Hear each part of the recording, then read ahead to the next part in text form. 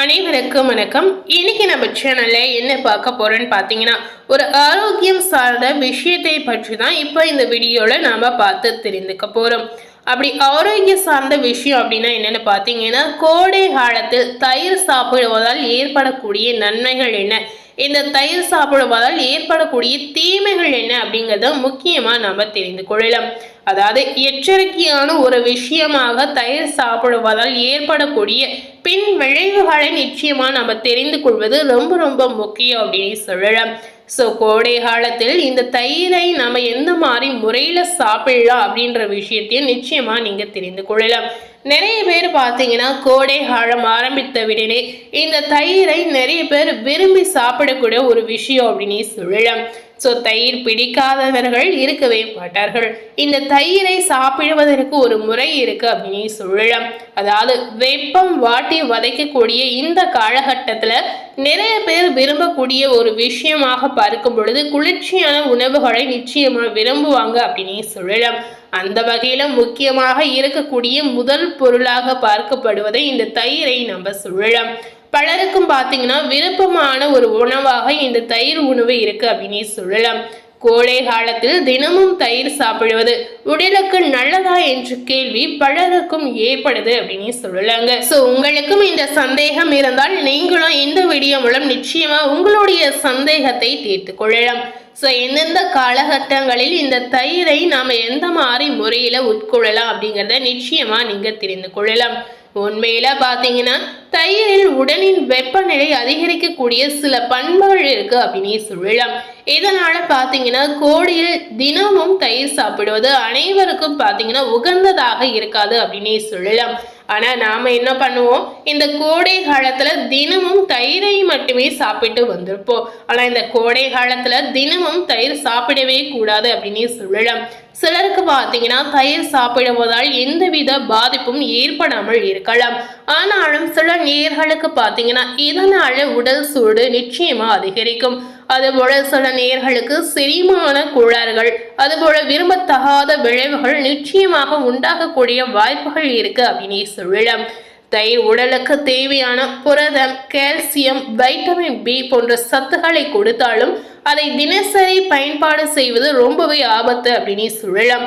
இதை பார்த்தீங்கன்னா ஒவ்வொருத்தருடைய உடல்நிலை பொறுத்தே மாறுபடும் அப்படின்னு சொல்லலாம். சில நேயர்களுக்கு பார்த்தீங்கன்னா இந்த தயிர் உணவை சாப்பிட்ட பிறகு முகப்பரு, தோலரிப்பு, செரிமான பிரச்சனைகள் அல்லது உடலில் வெப்பம் அதிகரிப்பது இந்த மாதிரி தொந்தரவுகள் நிச்சயமா ஏற்படலாம். இது முழுக்க முழுக்க பார்த்தீங்கன்னா அவர்களுடைய உடல் வாகு பொறுத்து அப்படின்னே சொல்லலாம். உணவு பழக்கமும் ஆரோக்கிய நிலையும் பொறுத்து அப்படின்னு கூட சொல்லலாங்க. ஆயுர்வேத மருத்துவத்தின் பார்வையில பார்க்கும் பொழுது கோடை காலத்தில் தயிர் எல்லோருக்கும் நன்மை பயக்காது அப்படின்னு சொல்றாங்க. ஒருவரின் உடலில் உள்ள வாதம், பித்தம், கபம் போன்றவை பார்க்கும் பொழுது தோஷங்களின் நிலையை பொறுத்து அதனுடைய விளைவுகள் மாறுபடும் அப்படின்னு சொல்லலாம். அதாவது தயிர் உடலுக்கு ஆற்றலை அளிக்கும் என்பது நம்ம முழு நம்பிக்கையாகவே இதுவரை நம்பப்பட்டு வந்திருக்கக்கூடிய ஒரு முக்கியமான விஷயம் அப்படின்னு சொல்லலாம். ஆனாலும் பார்த்தீங்கன்னா சிலருக்கு பார்த்தீங்கன்னா உடல் சூட்டை அதிகப்படுத்தி செரிமானத்தை கடினமாக்கக்கூடிய வாய்ப்புகளை ஏற்படுத்துகிறது அப்படின்னு முக்கியமா சொல்லப்படுது. குறிப்பாக பார்த்தீங்கன்னா புளித்த தயிர் உடல் வெப்பத்தை அதிகரிக்கும் தன்மை கொண்டது அப்படின்னு சொல்லலாம். இந்த விஷயம் பார்த்தீங்கன்னா நிறைய பேருக்கு தெரிந்திருக்க வாய்ப்பே இல்லை அப்படின்னு சொல்லலாங்க. அதுபோல தயிரை பார்த்தீங்கன்னா ஜீரணிக்க அதிக நேரம் எடுக்கும் என்பதால் சிலருக்கு அசௌகரியம் நிச்சயமா ஏற்படும். நிறைய பேருக்கு பார்த்தீங்கன்னா தயிர் சாப்பிட்டவுடன் ஒரு மந்தமான நிலை நிச்சயமா ஏற்படும். நிறைய பேருக்கு தயிர் சாப்பிட்டவுடன் தூக்கமின்மை கூட நிச்சயமா வரலாம். நிறைய பேருக்கு தூக்கம் அதிகரிக்கும் அப்படின்னு சொல்லலாம். ஸோ இந்த மாதிரி மாற்றங்கள் இந்த தயிரை சாப்பிடுவதால் ஒவ்வொருவருக்கும் ஒவ்வொரு விதமான மாற்றங்கள் நிச்சயமா ஏற்படுது அப்படின்னு சொல்லலாங்க. தயிரில் அதிகப்படியான ஈரப்பதம் இருப்பதால் நிறைய பேருக்கு சளி தொந்தரவு கூட ஏற்படலாம். சிலருக்கு உடல் சூடாக இருப்பது போன்ற உணர்வு ஏற்படலாம். அளவுக்கு அதிகமாக நீங்க தயிர் சாப்பிட்டு வந்தீங்கன்னா சில நேயர்களுக்கு மலச்சிக்கல், சுவாச கோளாறுகள் உண்டாகக்கூடிய வாய்ப்புகள் இருக்கு அப்படின்னு சொல்லலாங்க. இந்த கோடை கால வேலைக்கு குளிர்ச்சி தரக்கூடிய உணவுகளில் கம்மங்கூழ் இருக்கு. இந்த கம்மங்கூழில் நிறைய பேர் பார்த்தீங்கன்னா தயிரை சேர்த்து உணவாக உண்டு வந்திருக்கலாம். ஸோ இந்த காலகட்டத்தில் தயிருக்கு மாற்றாக மோர் அருந்துவது மிகவும் நல்லது அப்படின்னு சொல்லப்படுது. அதாவது தினசரி நீங்க தயிர் எடுத்துக்கொள்ளலாமா வேண்டாமா அப்படின்னு பார்க்கும் பொழுது தினசரி நீங்க தயிருக்கு பதிலாக மோரை நீங்க நிச்சயமா எடுத்துக்கொள்ளலாம். மோர் உங்களுடைய உடலை குளிர்ச்சியாக வைத்திருக்க உதவும் அப்படின்னு சொல்லப்படுது. அதனுடன் பார்த்தீங்கன்னா உப்பு, மிளகு மற்றும் சீரகம் சேர்த்து குடித்து வந்தீங்கன்னா கூடுதல் நன்மை கிடைப்பதாக சொல்லப்படுது. தயிரில் தண்ணீர் கலந்து மோராக நீங்க குடிப்பதன் மூலம் தயிரில் உள்ள வெப்பத்தின் தன்மை பார்த்தீங்கன்னா சமநிலைப்படுத்தப்படும் அப்படின்னு சொல்லலாம்.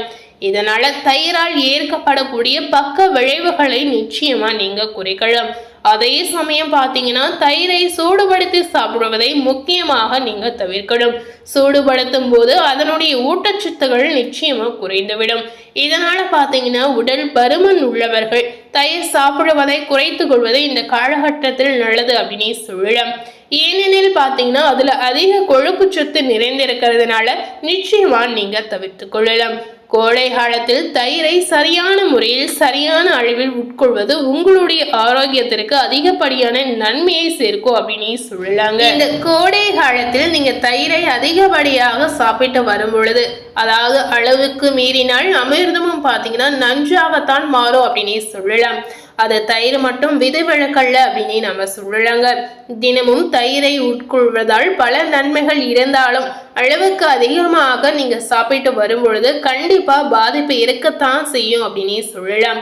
அதே போல தயிரை எல்லோரும் எடுத்துக்கொள்ளலாமா வேண்டாமா அப்படின்றத நிறைய பேருக்கு தெரியவில்லை அப்படின்னு சொல்லலாம். இந்த உணவை யாரெல்லாம் எடுத்துக்கொள்ள கூடாது அப்படின்னு பாத்தீங்கன்னா ஒரு சிலருக்கு பாத்தீங்கன்னா தயிரை சாப்பிடும் பொழுது மூட்டு வலி நிச்சயமா இருக்கலாம்.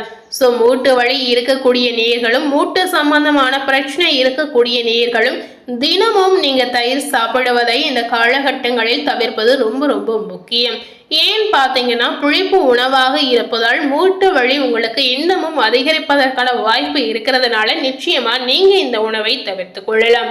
அதே போல இரவில் தயிர் சாப்பிடுவதை முக்கியமா தவிர்க்கணும். குறிப்பாக இந்த கோடை காலத்தில் செரிமானம் குறைவாக இருக்கக்கூடிய நேயர்களும் செரிமானம் பலவீனமாக இருக்கக்கூடிய நேயர்களும் கண்டிப்பா தயிர் சாப்பிடுவதை தவிர்க்கலாம். நீங்க தயிரை தவிர்க்காமல் சாப்பிட்டு வரதுனால நிச்சயமா அமிலத்தன்மை அதிகரிக்கும். அதிகமாக தயிர் சாப்பிடுவது அல்லது உட்கொள்வது இருமல், சளி போன்ற வாய்ப்புகளை உங்களுக்கு ஏற்படுத்தலாம். சூடான சாதத்துடன் தயிர் கலந்து சாப்பிட்டு வந்தீங்கன்னா செரிமான பிரச்சனைகள் ஏற்படுவதற்கான வாய்ப்பு இன்னமும் அதிகம் அப்படின்னு சொல்லலாம். ஸோ கண்டிப்பா இந்த விஷயத்தை நீங்க முற்றிலும் தவிர்க்கலாம். பொதுவாகவே குளிர்ந்த உணவுப் பொருட்களை சூடான சாதத்துடன் கலக்கும் போது அது அரிசியினுடைய தன்மையை பாதித்து செரிமான பிரச்சனைகளை உண்டாக்கும் அப்படின்னு சொல்லலாங்க. ஸோ கண்டிப்பா இந்த விஷயங்களை முற்றிலும் இந்த காலகட்டங்களில் நீங்க தவிர்க்கலாம். ஸோ இந்த தயிரை அளவுக்கு அதிகமாக சாப்பிடக்கூடிய நேயர்கள் அனைவருமே கண்டிப்பா இந்த கோடை காலத்தில் தயிரை எந்த மாதிரி முறையில சாப்பிட்டால் உங்களுடைய உடலுக்கு நல்லது அப்படிங்கறதை நீங்க தெரிந்து கொண்ட பிறகு நிச்சயமா நீங்க சாப்பிடலாம். தயிரை சாப்பிட்டு நிறைய தொந்தரவுகள் வரக்கூடிய நேயர்கள் நிச்சயமா இந்த உணவை தவிர்க்கலாம். அதுபோலவே தினசரி நீங்க தயிருக்கு பதிலாக மோரை உணவாக உட்கொண்டு வந்தீங்கன்னா நிச்சயமா உங்களுக்கு எந்தவித பாதிப்பும் ஏற்படாது அப்படின்னு சொல்லலாங்க. தயிருக்கு பதிலாக மோராக சாப்பிடுவது உங்களுக்கு இன்னமும் அதீத நன்மையை ஏற்படுத்தும் அப்படின்னு சொல்லலாம்.